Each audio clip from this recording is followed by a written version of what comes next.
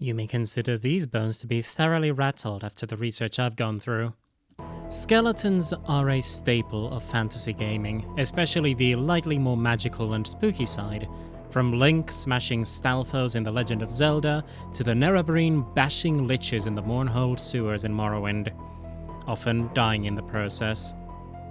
Warhammer is no different. Even 40k has its own variety of skeletons in the form of the Necrons. But today I want to specifically talk about the skeletons in the fantasy side, and take a gander at how they've been handled in the rules, and what kinds of peculiarities GW's skeleton ranges have contained. I'm going to start off by acknowledging something that I discussed in depth last time: Asgard.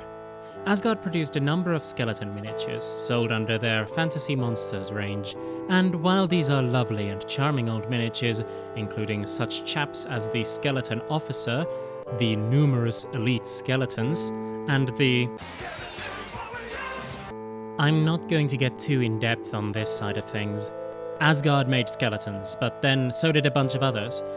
You can go to Warmonger Miniatures and find a ton of skellies there as well. Heck, Oathsworn makes their own skeletons for burrows and badgers, which is a topic I will discuss at some point for entirely selfish reasons. Anywho, popping around to Citadel proper, while it is possible that Citadel released skeleton miniatures in the late 70s, I could not find any evidence of such things, and even the Fiend Factory range was lacking in skeletons, with the exception of this charming Deathworm here. But for actual Calcium Crusaders, we would have to wait for two ranges: Things That Go Bump in the Night and Fantasy Tribes Skeletons. We'll first talk about Ralpatha's Things That Go Bump in the Night range. For those unaware, Ralpatha was an Ohio-based miniatures producer founded in 1975 by a then 16-year-old Tom Mayer. In 1979, Citadel got the license to produce and sell Ralpatha miniatures in the UK. Ralpatha is still around as Ralpatha Legacy. Back on topic, Ralpatha produced a range of monsters, adventurers, and horror creatures, including, in 1982, the Skeletons with Sword, Spear, and Scythe. And we're jumping right off topic again. This line is not to be confused with Blue Moon Miniatures' Things That Go Bump in the Night range, a range of miniatures sculpted by Bob Naismith, who you might know for sculpting the LE-2 Imperial Space Marine. I actually bought some of the minis. The set 1, I had such a howling good time. And while I will show off this werewolf head as the Alpha Werewolf came with 3 head options, I will not show you the pictures of the minis. For 1, I didn't bring them with me to Tampere when I moved, but for 2, I made some modifications to them that would absolutely not be suitable for YouTube. I do want to get some more of them though, they're such lovely sculpts. Anyway, back into the actual conceit of this video, skeletons.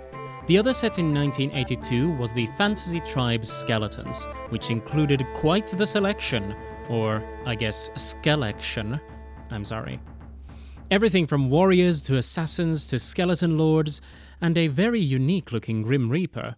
But the ones I want to focus on here are the Halfling and Dwarf skeletons, as it's fun seeing non-human skeletons in these old ranges. But I especially want to talk about this guy, the Skeleton Casualty, who looks less like a casualty and more like a skeleton that has just got absolutely knackered and decided to take a nap. I desperately want him. He is perfect and he is a big mood.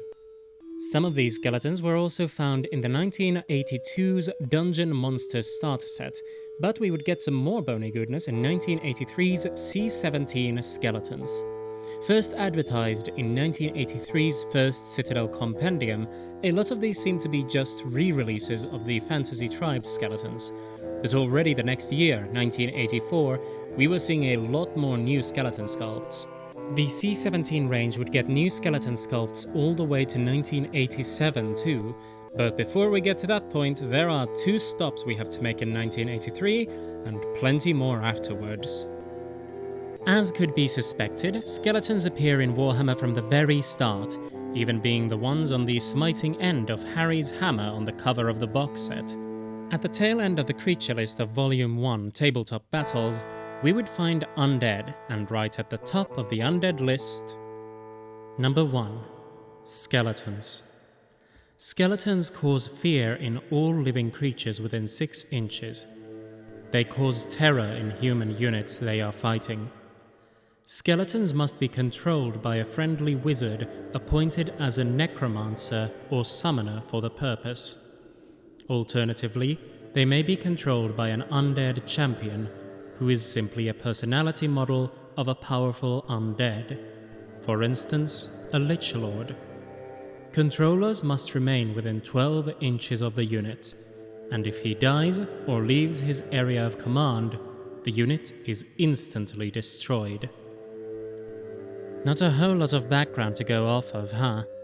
But we do get a feel for how the skeleton works in this edition of Warhammer. Indeed, this is kind of how undead armies would work in later editions too, though with less range-related restrictions. Curiously, skeletons here have a movement stat of 4.5 inches. This was a bit more of a granular time, when measuring in half inches was more common, but curiously, this made skeletons faster than the standard human. Indeed, skeletons were as fast as elves in this edition. They are, however, fairly slow initiative-wise, at only 2. Zombies were initiative 1 and humans at initiative 3. The same year's Forces of Fantasy supplement also had skeletons, shown in the Undead Army List. You could find this army list just below the last episode's Chaos Army List, which also had skeletons. And this made the previous book's Skeletons Die Without a Leader rule into Undead Instability. Skeletons, zombies, wraiths, wights, and spectres are subject to undead instability. These types naturally belong in the planes of the dead, the plane into which the spirit is transported after death. Accordingly, each regiment of these undead types may, at any time, be affected by shifts between the various planes. If your army contains potentially unstable undead, roll a d6 at the beginning of your turn before you do anything else. If the result turns up 6, then a dimensional shift has occurred, and each regiment of unstable type may be affected. Roll again for each regiment as follows. The result takes effect from then until your next turn. The Undead Instability chart is a simple d6 chart. On a roll of a 1, the affected regiment is subject to stupidity and get a -1 to hit each turn, eventually removing their ability to hit enemies at all, though they still are able to cause fear and terror. On a 2, the regiment cannot move for the turn, and in combat fight with half the number of attacks. They also die when they are hit. On a 3, no hits against them work unless they are magic attacks, but the regiment cannot attack either except with magic attacks. On a 4, d6 models are removed from the regiment. On a 5, the regiment fights with twice the amount of attacks for that turn only, and on a 6, the regiment can act normally. Of course, I did not include all the charming flavor text, which is absolutely delightful. And to actually keep this bit focused on skeletons, this list lets you take skeletons and skeleton riders. In 1984, the second edition of Warhammer Fantasy was released, and while I do not have the second edition rulebook to look at, I do have a few things to look at in terms of skeletons. And the first one is an introduction to a pair of absolute classic characters. 1986 saw the release of the campaign book Terror of the Lich Master. Whilst for me this was always overshadowed slightly by its sequel campaign in a Citadel journal, Vengeance of the Lich Master, which introduced Skaven, this scenario is also quite interesting to read up on.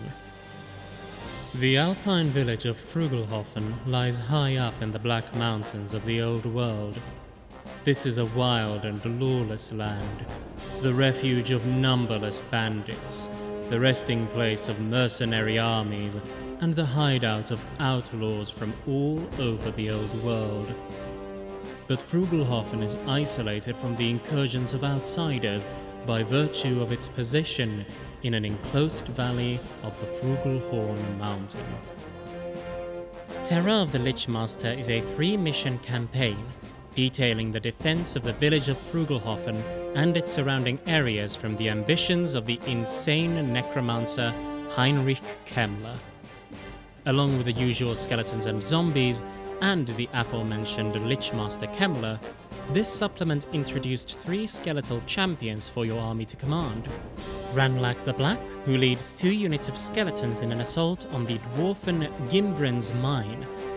The flame-headed thriller killer Mikael Jaksen, who aims to destroy the Bogel's farm with a host of zombies, and the undead Chaos champion Krell, who can still call upon the powers of Chaos despite being a skeleton. Krell is also here armed with a Chaos sword instead of his typical black axe of Krell. Krell is joined by Kemmler to take Frugelhofen for themselves, with possible aid from Jaksen and Ranlak, if they survive their battles at the mine and the farm. Skipping a year forward, we get to the Ravening Hordes book for the 2nd edition fantasy, a book of armylists akin to Forces of Fantasy, though much higher quality, with a feel not unlike the books that would be released in 3rd edition, which makes sense as the Ravening Hordes book came quite late into the 2nd edition's life. This book did indeed contain an undead army list, and here we get more skeletons than ever before. Namely, you could take the skeletal champions and heroes, each champion costing 4.25 points, which really is getting ridiculously granular, skeletal cavalry, skeleton guards, skeleton warriors, and skeleton archers. I want you to appreciate the fact that I desperately wanted to do a skeleton warriors intro sting for every mention of skeleton warriors, so be glad that I only settled for one at the start of the video. 1987 saw 2 more important skeleton releases. The PBS1 Skeleton Horde box was among the first plastic Warhammer releases, after the Psycho-Styrene Dwarfs and the Drastic Plastic Orcs, and briefly predating the RTB-01 Space Marines. While I do not have the miniatures to display in all their glory, the back of the box shows the sprue, and each skeleton seems to be composed of a body and leg piece, 2 arms, and a head with optional shields. These guys look delightful, and I absolutely want to get some, and definitely not so that I can put one next to Harry getting their day absolutely ruined by a mallet. The other release from this time was the RRD2 Nightmare Legion, a regiment of renown composed, or rather decomposed, entirely of skeletons. These are really fun to look at too. The models seem to be made of entirely metal, with little nubs to mount plastic shields on, rather than having molded-on shields. Something I can understand the sculptors doing, as molded-on shields are a bugger to paint. While skeletons do make an appearance as a possibility for your Chaos champion in the Realm of Chaos books, it would take until the 1991 Warhammer Armies book to give us a proper undead army list for Fantasy 3rd edition. And this book? Oh boy, this book gave you more skeletons than you could ever need. Death Riders, no not those ones, mounted on undead horses, archers and crossbowmen armed with bows and crossbows respectively, undead chariots pulled by skeleton horses, grim reapers armed with scythes, skeleton warriors, plague carts pulled by a skeleton ox, and undead war machines like the stone thrower that seems to have a skeleton strapped to the front. Or it's just a skull. We also get a nice piece of art here of what looks like Mikael Jaksen gearing up to fight what looks to be the bravest Skaven in history. This book also had a segment purely for allied contingents, including an undead contingent with Death Riders, Skeleton Warriors, and Grim Reapers to bolster your forces. Also, a level 15 Necromancer. Wow, most wizards are only up to level 4. 4th edition of Warhammer Fantasy would bring with it the first dedicated undead army book, and with it a number of named characters who would remain as important figures to this day, like Vlad and Isabella von Karstein, Dieter Hellschnicht, Arkan the Black, Settra the Imperishable, and, of course, the Supreme Lord of Undeath, and the biggest sex magnet in Warhammer history, at least with his original model, Nagash. But as I do not have this army book myself, I must guide your attention to Snipe and Wib's Codex Compliant video on this specific army book. But with that, we've reached the end of this video's scope. The undead armies would continue evolving, and skeletons would be there the whole way through. 5th edition of fantasy would bring about with it the vampire counts, with skeletons galore, while 6th edition would bring about the tomb kings, led by Cetra, and festooned with skeletons all over the place. In the end times, Nagash would make his triumphant comeback with a pretty cool new model. I mean, it's not OG Nagash. But this version would stick around for a good while, as Nagash would become the god of death in the mortal realms, giving birth to Grand Alliance Death in Age of Sigmar, where the Ossiarch Bone Reapers would construct their bulky bodies out of bone, and the vampires of the Soulblight Gravelords marched to battle with hordes of shambling death-rattle skeletons. Which, like, it's a cool name, but it just doesn't have the ring of...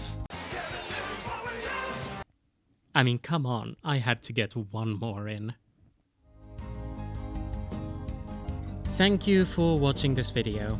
You may have noticed that I didn't really show off a lot of skeleton miniatures here, and unfortunately I only have death rattle skeletons from AOS, and even those I don't have with me in my new apartment.